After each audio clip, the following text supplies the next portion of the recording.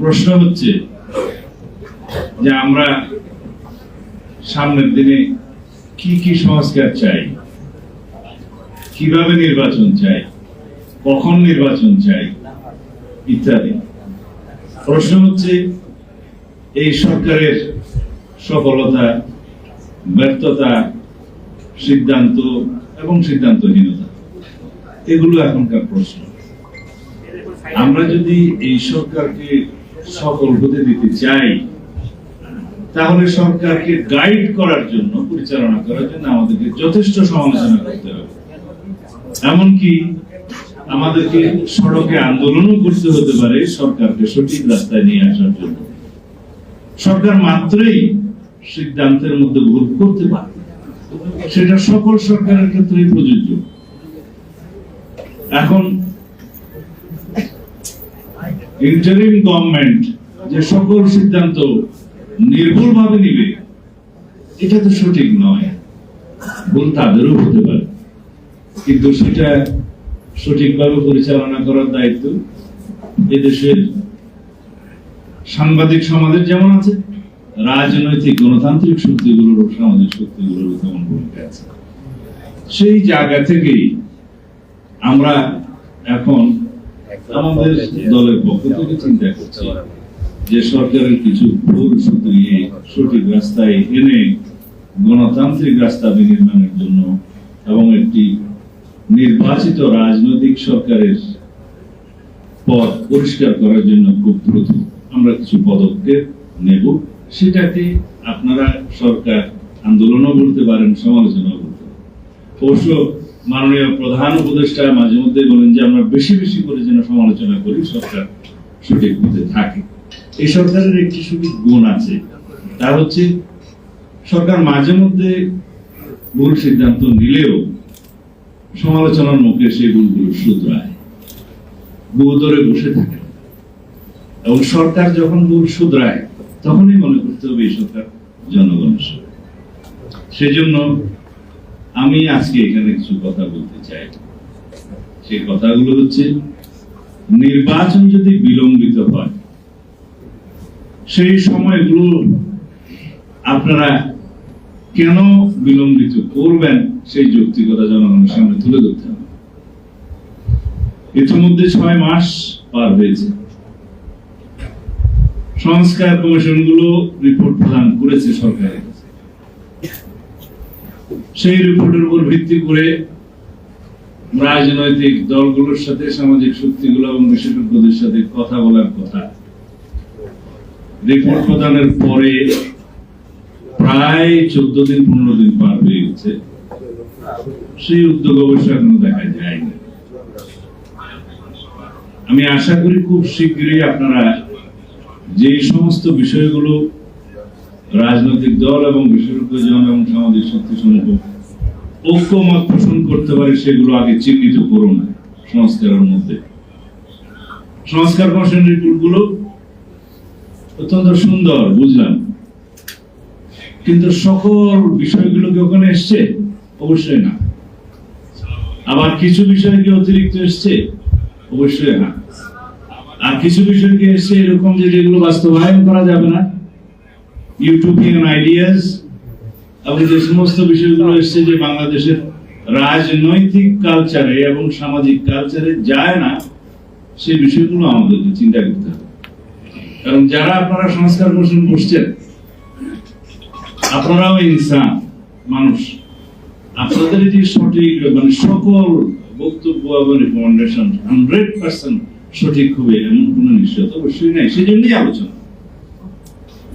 আমি যেমন বলতে চাই, কনস্টিটিউশন রিফর্মস কমিশন যে রিপোর্টগুলো দিয়েছে, তার মধ্যে প্রথমে একটু উল্লেখযোগ্য জিনিস লক্ষ্য করলাম। সংবিধানের প্রিয়াম্বলে, তার প্রস্তাবনায় 1971 সালের মুক্তিযুদ্ধের সাথে একই ধারায় জুলাই গণঅভ্যুত্থানের বিষয়টি নিয়ে আসা হয়েছে। কিন্তু স্বাধীনতা যুদ্ধের সাথে স্বাধীনতার পরবর্তী কোন ঘটনায় কি একই কাতারে গণ্য করা যায়? এটা বিবেচনায় আনতে হবে।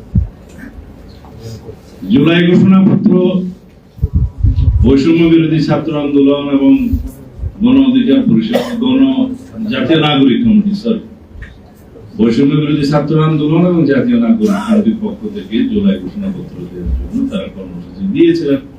পরবর্তীতে সরকারের মধ্যস্থতায় রাজনৈতিক দল সমূহের সাথে আলোচনার একটা ব্যবস্থা করা হয়েছে। এখানে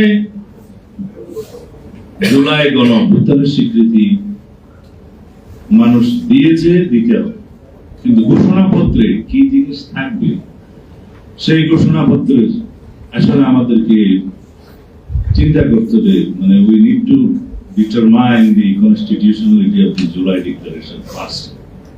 তারা যেটা দাবি করছে এটা প্রয়োজন কতটুকু আছে কিনা, থাকলে কোথায় রাখবে, প্রিয়াম্বল নাকি শিডিউল, কোথায়?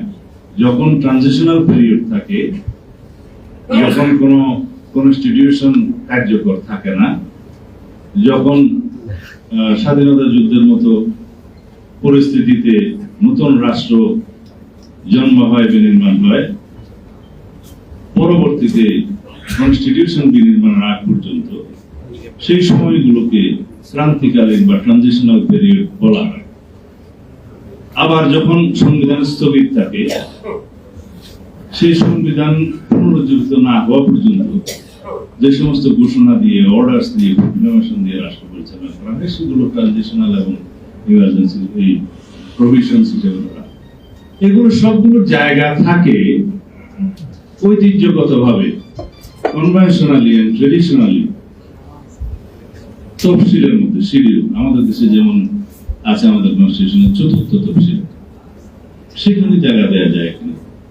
যে প্রিয়াম্বলে স্বাধীনতার যুদ্ধের কথা বলা থাকবে, সেখানে তার সমকক্ষ অন্য কিছুকে রাখা আমার মনে হয় এটা বিস্তর আলোচনা এবং বিবেচনা দাবি। আমরা অবশ্যই সকল শহীদ যারা জুলাই গণ অভ্যুত্থানে নতুন বাংলাদেশের জন্য রক্ত দিচ্ছে, তাদের রক্তের সম্মান করতে হবে।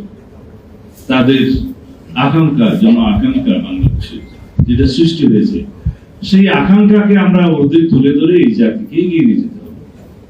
এবং এই ফ্যাসিবাদ বিরোধী যে জাতীয় ঐক্য গঠিত হয়েছে, সৃষ্টি হয়েছে, সেটাকে আমরা যতদিন ধরে রাখতে পারি ততদিনই ফ্যাসিবাদ এই দেশে জন্ম নেবে।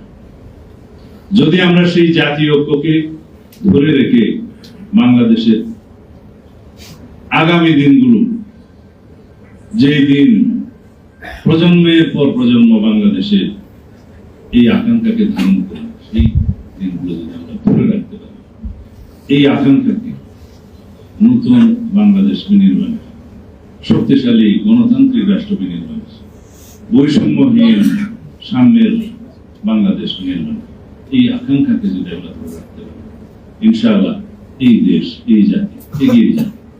সুতরাং আমাদের জন্য ফরজ, এই জাতির জন্য ফরজ যে আমরা জুলাই গণ অভ্যুত্থানের মানুষের মধ্যে সৃষ্ট যে আকাঙ্ক্ষা নিয়ে আমাদের সন্তানরা শহীদ হয়েছে, সেটাকে ধরে রাখবো এবং এটাকে ফ্যাসিবাদ বিরোধী জাতীয় ঐক্যকে আমাদের ধরে রাখতে হবে। এখানে ফাটল সৃষ্টি হয়, অনৈক্যের সৃষ্টি হয়, সেরকম কোনো পদক্ষেপ যেন আমরা না নিই।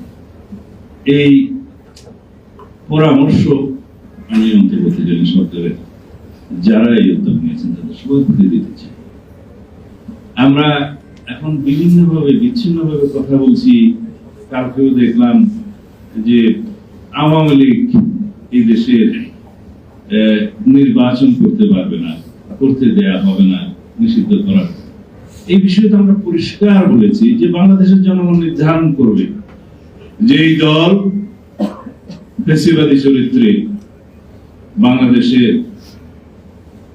গণহত্যা চালিয়েছে, মানবতা বিরোধী অপরাধের জন্য যেই দল দায়ী, যেই দলের নির্ধারিত সরকার দায়ী, অনির্বাচিত হলেও শেখ হাসিনা আওয়ামী লীগের সভানেত্রী হিসেবে প্রধানমন্ত্রিত্ব করেছেন অনির্বাচিত সরকার, অবৈধ সরকার। তার সিদ্ধান্তে এবং আওয়ামী লীগের রাজনৈতিক সিদ্ধান্তে এই দেশে গণহত্যা এবং মানবতা বিরোধী অপরাধ হয়েছে। সুতরাং ব্যক্তির সাথে সেই সংগঠনের তো বিচার করতে হবে। যারা দায়ী সেই সমস্ত ব্যক্তির বিরুদ্ধে, সাবেক অবৈধ প্রধানমন্ত্রী সহ সবার বিরুদ্ধে এই আন্তর্জাতিক অপরাধ ট্রাইব্যুনালে এবং অন্যান্য আদালতে মামলা হয়েছে, বিচার নিশ্চিত করতে হবে। কিন্তু সংগঠন হিসাবে একটি রাজনৈতিক দলের সংগঠনের বিচার করার প্রভিশন আর্টিকেল 47 এ আছে বাংলাদেশের বর্তমান কনস্টিটিউশনে, যেহেতু এখনো কনস্টিটিউশন এটা জীবিত।